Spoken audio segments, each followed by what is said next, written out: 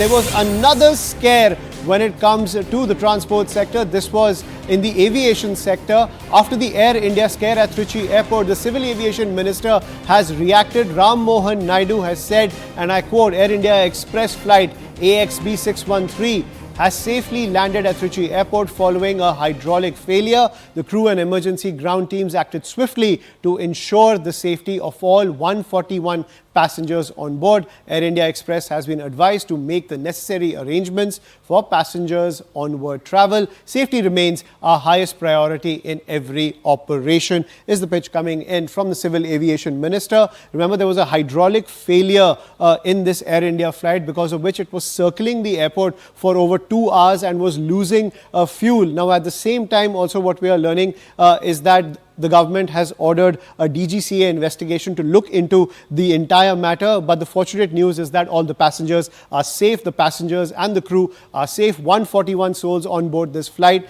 They were circling around the airport for over 2 hours and were losing fuel.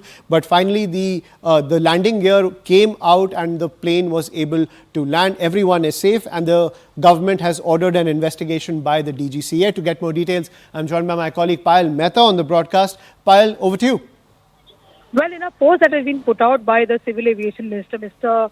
Mohan Naidu, he's in fact detailed as to what really transpired, what actually led to the situation, and how the entire landing of the flight was really planned. A complete emergency was declared well in advance at the airport, and thankfully everybody's come out safe. Ayushman, that's the biggest grace as far as that is concerned, and everybody was praying to their stars that nothing untoward really happens. But an investigation is pending, and investigation has been ordered.